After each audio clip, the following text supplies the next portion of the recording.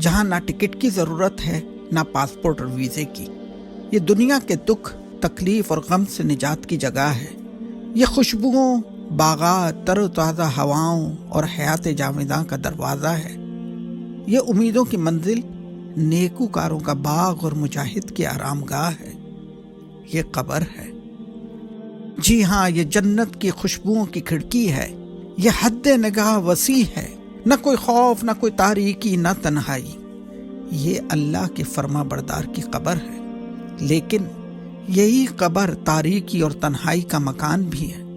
جسموں کے گھلنے اور کفن کو بوسیدہ کرنے کی جگہ ہے۔ یہ اللہ سے غافل اور نافرمان کے لیے ڈراوا ہے۔ یہ سخت دل کو نرم کرنے اور انجام یاد کرنے کی جگہ ہے۔ دیکھ اس قبر کو اور عبرت پکڑ۔ کہاں ہیں وہ جنہیں اپنی جاہ و سلطنت اور دولت پر بڑا غرور تھا؟ وہ جو ناز و نعم، عیش و عشرت اور نرم خواب گاہوں کے عادی تھے، وہ جو بڑا زور کلام اور سریلی آواز رکھتے تھے۔ کہاں ہیں فرعون و نمرود و قارون و حامان؟ کہاں ہیں وہ ظالم و جابر جن کا بڑا دبدبا تھا؟ کہاں ہیں وہ بیوٹی کوئنز جنہیں اپنے جسم اور حسن پر بڑا ناز تھا؟ کہاں ہیں وہ کڑیل جوان جنہیں اپنی جوانی پر بڑا اعتبار تھا؟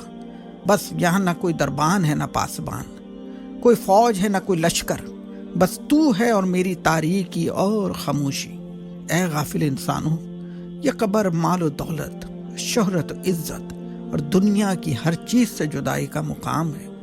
یہ حسرت و غم کا گھر ہے۔ یہ زہریلے کیڑوں اور بدبوؤں کا مسکن ہے۔ یہ قبر پکار پکار کر کہہ رہی ہے کہ میں ہولناک ہوں۔ پس اے انسان، بتا تو نے میرے لیے کیا سامان کیا ہے؟ تجھے کس چیز نے مجھ سے دھوکے میں رکھا؟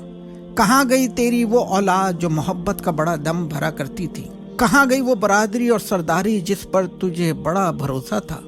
کہاں گئے وہ تیرے وسیع محل و باغات؟ بس آج تو ہے اور تیری یہ تنگ و تاریک قبر۔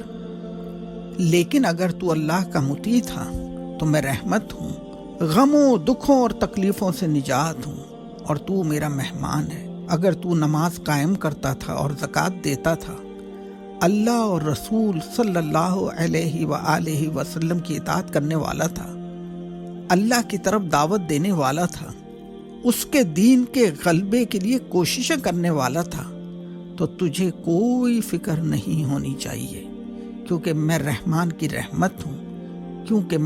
کی رحمت ہوں،